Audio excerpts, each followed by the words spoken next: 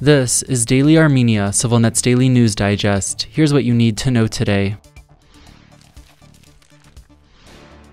It remained unclear today if the top diplomats of Armenia and Azerbaijan will hold another round of normalization talks on the sidelines of next week's NATO summit in Washington, with a spokesperson for the US State Department yesterday declining to answer a reporter's question to that end. In terms of specific meetings and engagements on the margins of the summit, I just don't want to speak to the schedule yet, Vedant Patel told reporters in Washington. Armenia's Ararat Mirzoyan is set to attend this year's NATO summit in Washington, to which his Azerbaijani counterpart Ceyhun Bayramov has also been invited. As of now, Baku has not publicly confirmed Bayramov's attendance, and neither Yerevan nor Baku has so far indicated any plans for one-on-one talks. The foreign ministers last met for negotiations in May in Almaty, Kazakhstan's largest city. There were no public indications of any progress toward a normalization deal after those talks.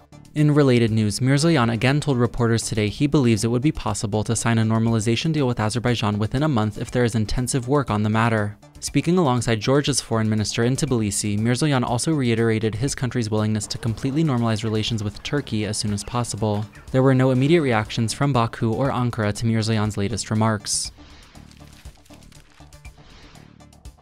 The head of Armenia's influential Security Council today gave the clearest public indication yet that his country plans to pivot away from Russia to the United States as it seeks a replacement for its aging nuclear power plant. The process has entered a substantive stage, Armen Grigoryan told reporters today, adding, "We're discussing the legal framework. Without that, we can't move forward. At the moment, I can say that the ball's in the United States court."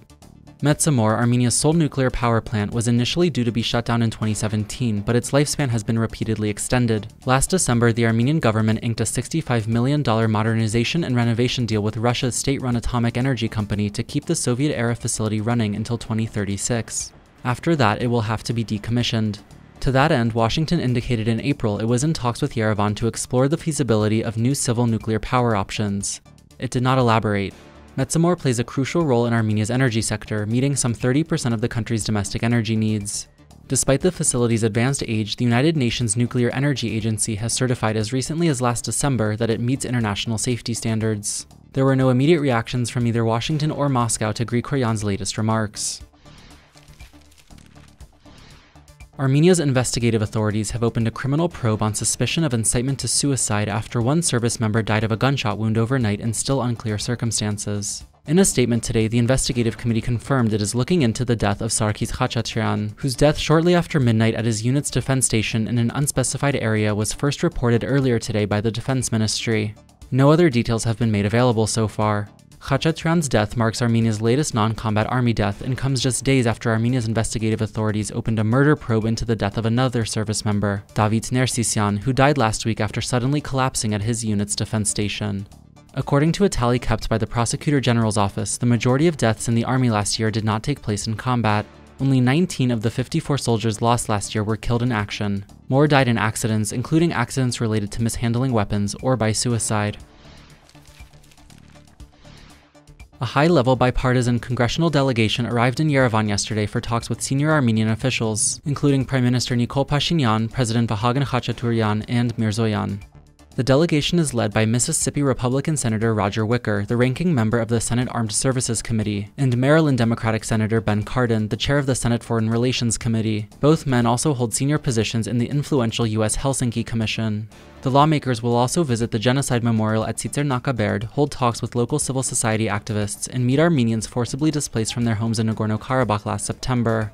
The visit is meant to strengthen the partnership between our two countries, the U.S. Embassy in Yerevan said in a press release today.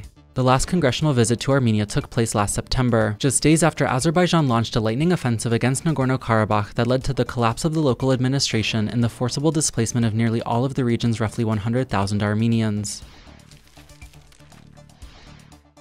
And finally, the CivilNet number of the day is 60. That's the number of teachers from Armenian diaspora communities in 14 countries around the world who arrived in Yerevan this week for a one-month training course organized by Armenia's Education Ministry. The course is meant to help participants improve how they teach Armenian language, culture, and history to students in the diaspora, Education Minister Zhana Andreasyan told the Armen Press News Agency. And as always, please follow CivilNet for the latest news and independent reporting from our contributors on the ground here in Armenia.